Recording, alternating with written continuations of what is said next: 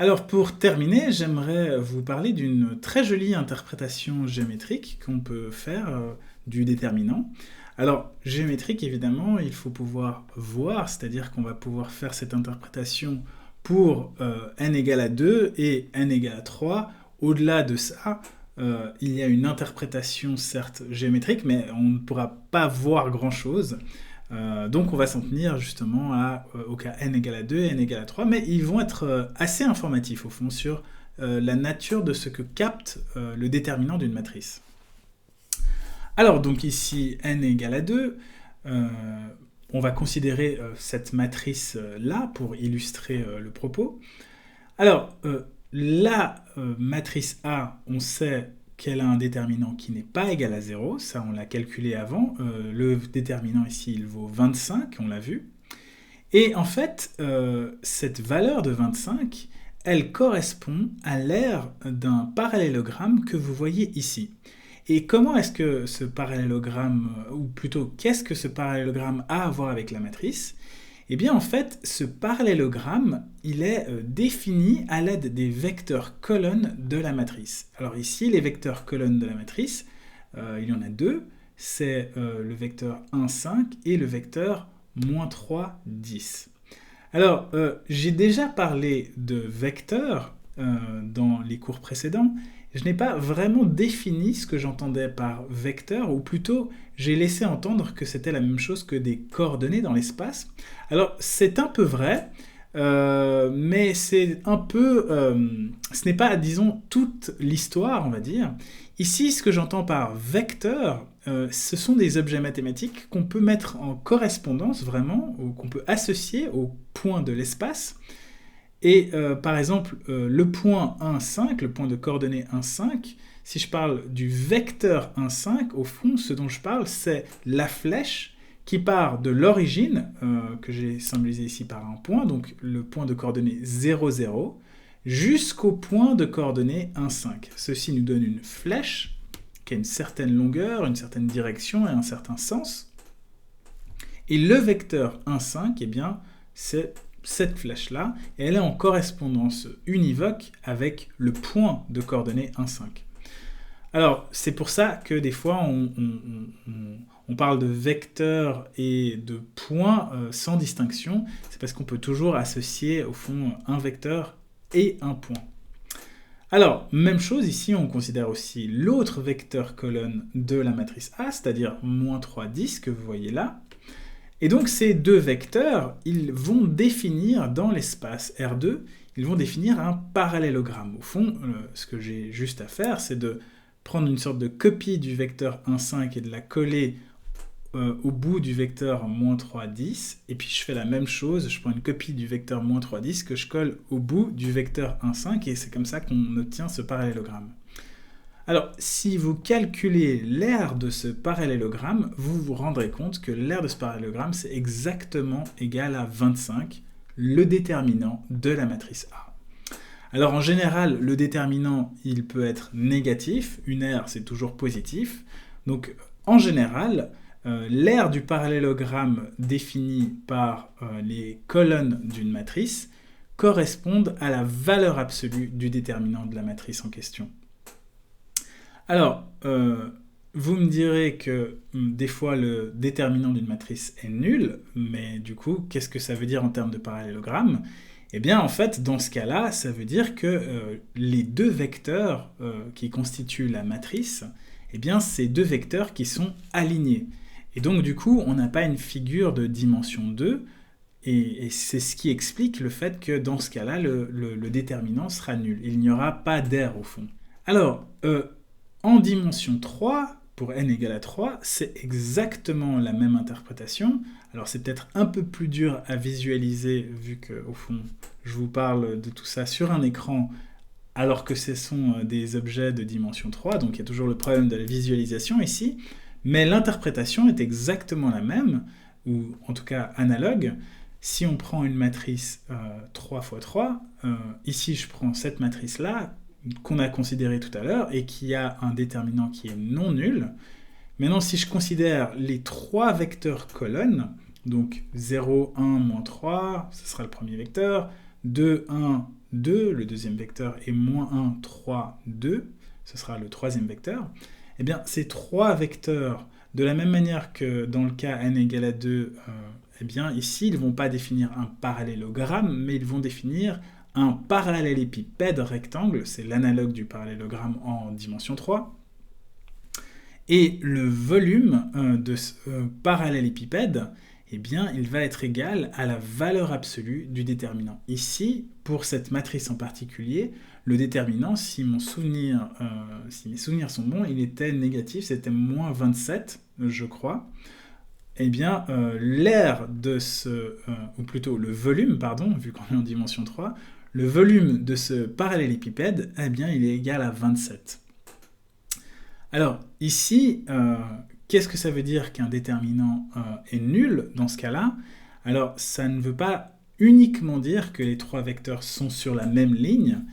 Dans le cas où n égale à 3, ça veut dire que les trois vecteurs sont dans un plan, sont tous dans un plan. Et donc, qu'au fond, on obtient une sorte de figure qui vit en deux dimensions, et donc il n'y a pas de volume à proprement parler pour cette figure-là. Donc quand le déterminant d'une matrice 3 x 3 est nul, géométriquement on a une figure qui tient dans un plan et qui ne tient pas en fond, qui ne prend pas la totalité de l'espace, de la dimensionnalité de l'espace, si on peut dire. Alors je viens de dire le mot dimensionnalité, et au fond ce n'est pas innocent, c'est que en général, pour une matrice n fois n, donc pour n même plus grand que 3, ce que le déterminant va capter au fond, c'est si ces vecteurs colonnes engendrent ou non un espace de dimension n. Vous voyez ici que j'ai mis entre parenthèses espace vectoriel. Bien, on est dans un espace de vecteurs, vu que je parle de vecteurs colonnes, entre autres. Et donc, au fond, l'information du déterminant, c'est une information dimensionnelle. Le fait que le déterminant soit nul pour une matrice n fois n indique que ces vecteurs colonnes n'engendrent pas un espace de dimension n. Alors, formellement, vous voyez ici que j'ai mis engendré entre guillemets, parce que je n'ai pas vraiment bien défini ce que ça voulait dire, mais une manière formelle de dire ça en maths et dans le domaine de l'algèbre linéaire, c'est de parler d'indépendance linéaire. Alors, formellement, donc, on va dire que les vecteurs colonnes d'une matrice n fois n sont linéairement indépendants lorsque, et en fait, si et seulement si, le déterminant de la matrice est différent de 0. Et donc, ce que ça veut dire, encore une fois, c'est que ces vecteurs vont engendrer un espace de dimension n. Dans le cas où le déterminant est égal à 0, on dira que les vecteurs colonnes sont linéairement dépendants. Et ce que ça veut dire, dans ce cas, c'est que ces vecteurs, ils tiennent au fond dans un espace de dimension plus petite. Alors, on a illustré deux cas où les vecteurs étaient linéairement indépendants, un cas en dimension 2 et un cas en dimension 3. Je vais vous montrer un cas où les vecteurs sont linéairement dépendants, et donc pour ça, théoriquement, ce qu'il nous faut, c'est avoir une matrice dont le déterminant est nul. Et on a un exemple d'une telle matrice, on l'a calculé tout à l'heure. Cette matrice-là, on a vu que son déterminant était nul, et donc ces vecteurs colonnes, donc ces trois vecteurs-là, sont linéairement dépendants. Et donc ce que je vous ai dit, c'est que ces trois vecteurs, au fond, ils sont dans un espace de dimension plus petite que la dimension de la matrice ici, donc 3, n égale à 3, c'est-à-dire qu'ils sont en tout cas dans un plan. Alors, on va le voir, et pour ça, on va utiliser GeoGebra. Alors, voilà. Donc ici, on a un espace. Et donc, je vais faire apparaître les trois vecteurs correspondant aux colonnes de la matrice. Il y a le vecteur 0, 1, 2. Il y a le vecteur 5, 3, 1. Et puis, il y a le vecteur moins 3, moins 1, 1, qui est ici. Alors, c'est peut-être toujours difficile à voir. Voilà ces vecteurs dans l'espace. Et ce que me dit le déterminant de la matrice A, c'est que normalement, il existe un plan dans lequel ces trois vecteurs sont contenus.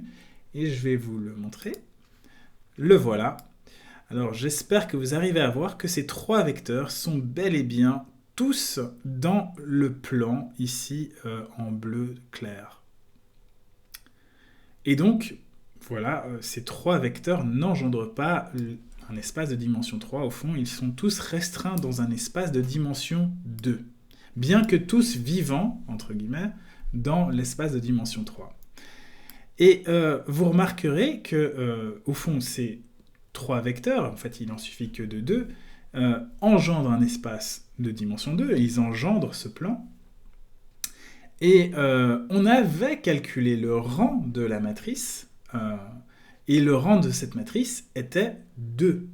Et donc, ce n'est pas du tout un hasard que ces trois vecteurs engendrent un espace de dimension 2. En fait, deux de ces vecteurs suffisent. C'est en lien avec le fait que le rang de la matrice était égal à 2.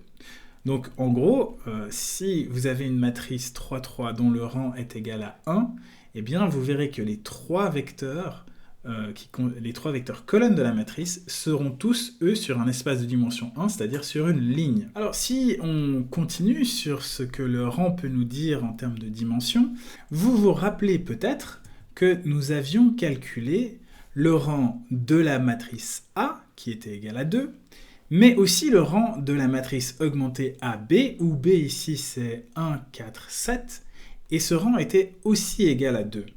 Et donc, ce que ça veut dire, c'est que normalement, le vecteur 1, 4, 7 sera aussi dans ce même plan, et on peut le vérifier. Ici, j'ai le vecteur B, il va apparaître, et normalement, il est dans le même plan. C'est ce grand vecteur là, ce long vecteur ici. Et vous voyez aussi que ce vecteur-là est aussi dans le plan.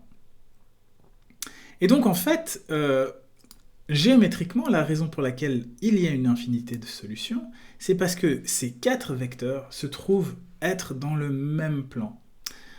Alors un moyen assez simple de créer un système d'équations qui n'aura pas de solution à partir de ce qu'on a ici, ce serait de construire un vecteur B un tout petit peu modifié. Et ici, je vais considérer le vecteur où j'aurais juste changé le 4 en 5. Donc je vais le faire apparaître ici. Vous voyez, c'est ce nouveau vecteur-là qui est en dehors du plan. Eh bien, si je considère le système où il y aurait la même matrice A, mais où le vecteur B serait 1, 5, 7 au lieu de 1, 4, 7, eh bien, ce nouveau système n'aura pas de solution. Il n'aura aucune solution. Et géométriquement, la raison, c'est que, au fond, le vecteur B, ici modifié, le vecteur 1, 5, 7, n'est pas dans le plan engendré par les vecteurs colonnes de la matrice. Alors, je vous ai donné beaucoup d'informations d'un coup, là, c'est vrai. Au fond, c'est juste pour vous donner une idée de ce que traite la théorie de l'algèbre linéaire, que vous aurez peut-être l'occasion d'étudier plus tard dans votre cursus. Ici, je me contente de vous donner l'intuition ou les idées fondamentales.